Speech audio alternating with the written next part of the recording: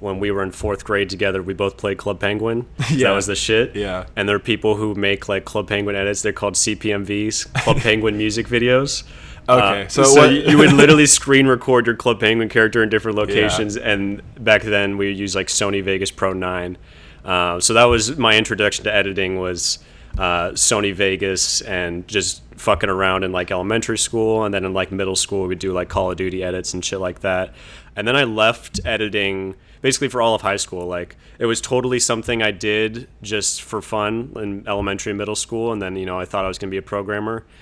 So I didn't get back into it at all until halfway through freshman year of college, when I changed majors. Okay. And that's when I started learning Adobe. That's cool. And really quick, could you repeat, when did you stop? You said before high school? So I just did like a little editing 4th grade, a little editing like 8th grade. Yeah. So a little here and there, and then none in high school. So were you not like a Photoshop user even? You were just making these little video edits? No, and I honestly never have been like a photographer, really. Like, I've done like concert photos because like it's not that hard, but... For me, I grew up drawing a lot because both my parents are artists, and they always just encouraged us to draw.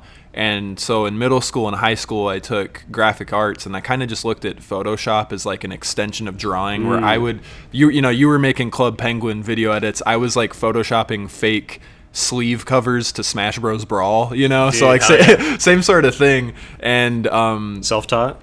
Yeah. Well, I mean, I took those classes, but then I would, go out of my way to just click on like every filter effect and like learn what things do. That's literally what it was for me and Colin in like elementary and middle school. And there's something I really love about that, because a lot of people who make those edits, like the Call of Duty edits and Club Penguin shit like that, it's just dudes, mostly like young people, just fucking around with the effects in the software. Like, I think about it very differently than like traditional filmmaking VFX. Like when you think of real VFX, I think of like, if we want to make a fire, we want to make it look as if the fire was actually filmed through the same camera as everything else. We want to make it look realistic and shit like that. But with that sort of like internet culture of editing, just Sony Vegas or whatever, you kind of want to draw attention to the edit. Like, look, I'm editing. Look, this is a cool edit I made.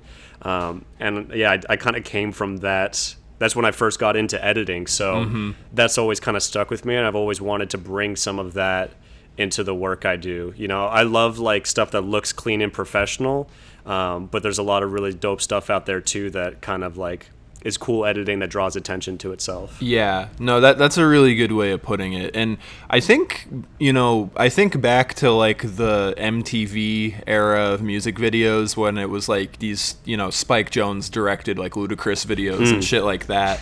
And just with all like the fisheye lenses and the shit, like they were really showy about kind of different things, like with just like camera movement and shit like that. And then, once like personal home computers were able to kind of do strong edits and effects and stuff, now people are kind of just like playing around and, like you said, like drawing attention to it and kind of creating a whole style out of, and like also like just I think about how Vine has really affected like consumers of video media in general, whether or not it's movies or YouTube videos. Like, I think Vine kind of turned everybody into a filmmaker, because like that very much so merged with Twitter humor. And I feel like around those like early 2010s years, I started to, you would start to hear people more often say this was edited well, or this was shot well. I feel like if you went back to like the 80s, there probably weren't just like random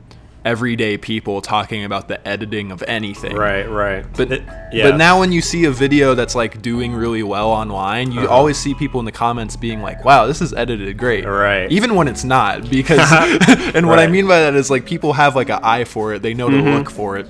Right, because they've made it a lot more accessible to people. I think that's really important. Things like Vine definitely help do that. There's some that'll be like kind of mediocre or whatever. There's some that'll blow your mind. I'm sure you're familiar with Zach King.